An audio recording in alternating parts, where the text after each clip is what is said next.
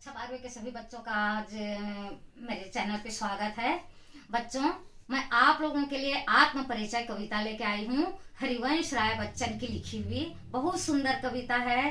कवि के प्रेमी व्यक्तित्व और स्वतंत्र विचारों का पता चलता है। एक एक पंक्तियों को ध्यान से समझिए। मैं जग जीवन का भार लिए फिरता हूँ, फिर भी जीवन में प्यार लिए फिरता हूँ। कवि कहते हैं, मुझ पर संसार की जिम्मेदारियों का, कर्तव्यों का बोझ है, फिर भी मैं अपने जीवन में प्यार लेकर घूमता हूँ। अर्थात मैं सबको प्यार का संदेश देना चाहता हूँ। कर दिया किसी ने झंकृत जिनको छूकर, मैं सांसों के दो तार लिए फिरता हूँ। ऐसे में किसी ने मेरे हृदय के सांसों के तार को झंकृत कर दिया है, मेरे हृदय को छू लिया है, जिससे प्रेम संगीत बज उठे हैं। अर्थात कवि को किसी से प्रेम हो गया है। दूसरा पद देखिए बच्चों। मैं स्नेह सुरा का पान किया करता हूँ, मैं कभी न जग का ध्यान किया करता हूँ। कवि कहते हैं, मैं प्रेम रूपी मदिरा का पान करता हूँ।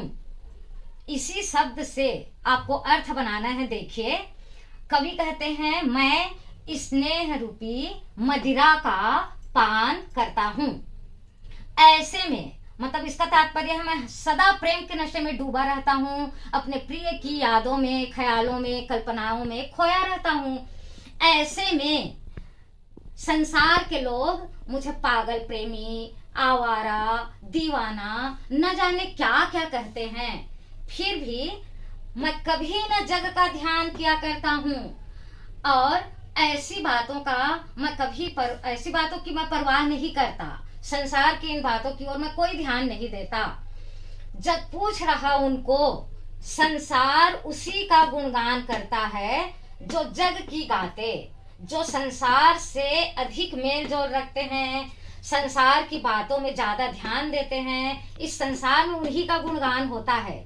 मैं अपने मन का गान किया करता हूँ, मैं तो अपने मन की मस्त भावनाओं में प्रेम गीत गाते हुए घूमता हूँ। कितनी सुंदर कविता है। कवि के विचार स्पष्ट हैं, उनका प्रेमी व्यक्तित्व स्पष्ट दिखाई दे रहा है और विशेषता भी अपने आप समझ में आ रहा है। बच्चों, जग जीवन ज की आवृत्ति के कारण अनुप्रास अलंकार है। स्नेह सुरा प्रेम रूपी मदिरा, अर्थात यहाँ पर रूपक अलंकार है, गीतात्मक शैली है और इस छंद का नाम है रुबाई छंद। रुबाइयां कहा जाता है। अब रुबाइयां छंद में क्या होता है बच्चों, देखो, तीसरी पंक्ति जो है वो अलग होती है और बाकी सब में तुकांत होता है। तीसरी पंक्ति अलग है, फिरता हूँ फिरता हूँ फिरता हूँ। तीन पंक्तियों में एक जैसे शब्द आए हैं, लेकिन ये तीसरी पंक्ति अलग है। तो जब कभी भी आप ऐसी कविताओं को देखिएगा, जान लीजिए रुबाइयां छंद कहलाती हैं। ठीक है। अब अर्थ ग्रहण संबंधी प्रश्न भी अपने आप बनेगा। देखिए, जग जीवन का भार से क्या तात्पर्य है, तो अच्छी तरह से समझिए। जग जीवन से तात्पर्य का भार संसार की जिम्मेदारियों व कर्तव्यों से है। फिर यहाँ पर दूसरा प्रश्न बनता है, कवि संसार को क्या संदेश देना चाहते हैं। कवि संसार को प्रेम संदेश देना चाहते हैं। कर दिया किसी ने झंकृत, किसी से कवि का क्या तात्पर्य है, तो बच्चों, किसी से कवि का तात्पर्य उनकी प्रियतमा से है। स्नेह सुरा का पान कवि क्यों करते हैं?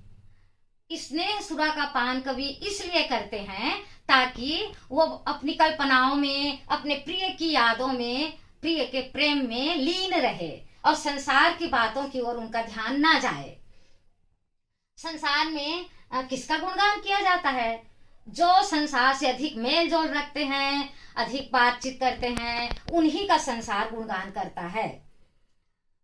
अब बहुत सुंदर कविता है बच्चों, अच्छी तरह से समझ में आ गया होगा। ठीक है। गीतात्मक शैली है, आप चाहें तो इसको लय में गा भी सकते हैं।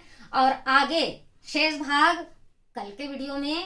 और प्रतिदिन मेरा वीडियो देखने के लिए चैनल को सब्सक्राइब अवश्य कीजिए। Thank you.